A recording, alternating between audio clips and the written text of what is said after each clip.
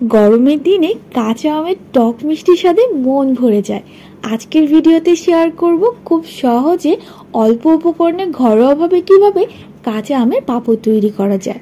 প্রাণ জোড়ানো এই পাঁপড়টি ছোট বড় সবাইকে অনেক বেশি আনন্দ দিবে। আজকে শুধুমাত্র একটি কাঁচা আম দিয়ে অনেকগুলো কাঁচা আমের পাঁপড় তৈরি করব। Hey everyone, welcome back to my channel easy recipe by Saima.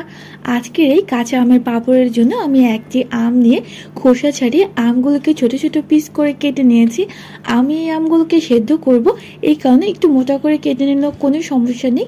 চুলায় একটা প্যান বসিয়ে দিলাম, আর যেই প্যানের মধ্যে আমি আমগুলো সেদ্ধ করব তার মধ্যে আমটা দিয়ে দিলাম। এখন আমটাকে সেদ্ধ করার জন্য সামান্য পরিমাণে পানি দিয়ে দিব। এইবার চুলাটা জ্বালিয়ে দিলাম। চুলার আঁচটাকে ফুল বাড়িয়ে দিলে আমটাকে খুব সহজে সেদ্ধ করে নেওয়া যাবে। আম সেদ্ধ হতে কিন্তু খুব বেশি সময়ের প্রয়োজন পড়ে না, খুবই অল্প সময়ের মধ্যে আমটা সেদ্ধ করে নেওয়া যায়।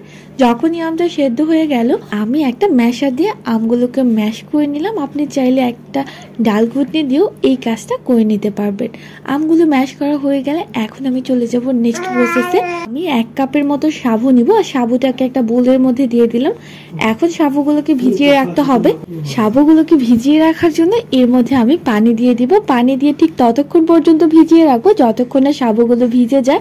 একটা সময় দেখা যাবে সাবুর মধ্যে আমি যে পানিটা ব্যবহার করেছিলাম সেটা অনেকটা শুকিয়ে গেছে, আর সাবুগুলো ভিজে অনেকটা নরম হয়ে গেছে।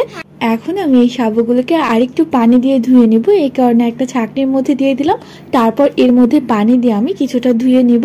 সাবুগুলো ধুয়ে নেওয়ার পরে একটা ছাঁকনির মধ্যে দিয়ে আমি সাবুর পানিটাকে কিছুটা ঝরিয়ে নিব। এখন এই সাবুগুলোকে ব্লেন্ড করে নিতে হবে, যে কারণে আমি সাবুগুলোকে একটা ব্লেন্ডার জারের মধ্যে দিয়ে দিব। এটা যেন খুব সহজে মিহিনভাবে ব্লেন্ড হয়ে যায়, এই কারণে এর মধ্যে কিছুটা পানি ব্যবহার করলাম। এখন পানি দিয়ে আমি এটাকে ব্লেন্ড করে নিব। ব্লেন্ড করে নিতে হবে একদমই মিহিন করে। এখন দেখলে বুঝতেই পারবেন আমি সাবুগুলোকে কতটুকু মিহিন করে ব্লেন্ড করে নিয়েছি। এখন আমি এই ব্লেন্ড করা সাবুগুলোকে একটা ছাঁকনির সাহায্যে ছেঁকে নিব, কারণ সাবু ব্লেন্ড করার পরেও এর মধ্যে অনেকটা ছাবা ছাবা রয়ে যায়। তারপর ওই যে আমটাকে ম্যাশ করে রেখেছিলাম সেটাকে এর মধ্যে দিয়ে দিব। এখন ম্যাশ করা সেই আম আর ব্লেন্ড করা সেই সাবুটাকে খুব ভালোভাবে মিক্সড করে নেব। এর মধ্যে আমি কিছুটা পানি ব্যবহার করি। পানি দেওয়ার পরে আবারও খুব ভালোভাবে মিক্সড করে নিলাম। এখন এটাকে আবারও একটা ছাঁকনির সাথে ছেঁকে নিতে হবে, কারণ আম দেওয়ার পরে আমের অনেকটা ছাবা ছাবা রয়ে যায়, তাই ছাঁকনি দিয়ে ছেঁকে নিলে এটা একদম ফ্রেশ হয়। তো ছাঁকনি দিয়ে ছাঁকা হয়ে গেলে দেখা যাবে এর মধ্যে সাবুদানার অনেকটা দানাও রয়ে গেছে, আর অনেকটা আমের সেই ছাবা বের হয়েছে। এটাকে আমি আবারও ব্লেন্ড করে এর মধ্যে ছাঁকনি দিয়ে ছেঁকে দিয়ে দিলাম। এবার আমি এর মধ্যে কিছুটা চিলি ফ্লেক্স ব্যবহার করলাম, ব্যবহার করব কিছুটা টেস্ট অনুযায়ী লবণ। এখন আমি এর মধ্যে কিছুটা গ্রিন ফুড কালার ব্যবহার করব, আর গ্রিন ফুড কালারটা ব্যবহার করলে পাঁপড়ের কালারটা অনেকটা কাঁচা আমের কালার চলে আসবে। যেহেতু কাঁচা আম দিয়ে তৈরি করছি, আর পাঁপড়ের কালারগুলো যদি দেখতে কাঁচা আমের মতো না হয় তাহলে কেমন হয়, এই কারণে এর মধ্যে গ্রিন ফুড কালারটা ব্যবহার করলাম। এখন একটা হ্যান্ড রিক্সের সাহায্যে খুবই ভালোভাবে মিক্স করে নিলাম। সেই মিক্সড করা সেই মিশ্রণটাকে আমি একটা প্যানের মধ্যে দিয়ে চুলায় বসিয়ে দিব। চুলার আঁচটাকে প্রথম অবস্থায় ফুল বাড়িয়ে দিব। কিছুক্ষণের মধ্যেই দেখা যাবে এটা অনেকটা বলক চলে আসছে, আর কালারটাও অনেকটা চেঞ্জ হয়ে আসছে। এই অবস্থায় কিন্তু অবশ্যই অনবরত নেড়ে চেড়ে যেতে হবে, তা না হলে কিন্তু নিচের দিকে লেগে যাওয়ার একটা সম্ভাবনা থাকে। আপনারা কিন্তু কখনোই এটাকে একদম ঘন করে তৈরি করবেন না, একটু পাতলা করে তৈরি করে নিতে হবে। আমি যে সমস্যাটা ফেস করেছিলাম সেটা হচ্ছে, যখন আমি এটা তৈরি করছিলাম তখন আমার বাচ্চা খুবই কান্নাকাটি করছিল, তাই আমি এটাকে চুলায় বসিয়ে রেখেছিলাম, যে কারণে এটা অনেকটা ঘন হয়ে গিয়েছিল। আর ঘন হয়ে যাওয়ার কারণে এই পাঁপড়গুলো তৈরি করতে গিয়ে আমি অনেক বেশি সমস্যায় পড়েছিলাম।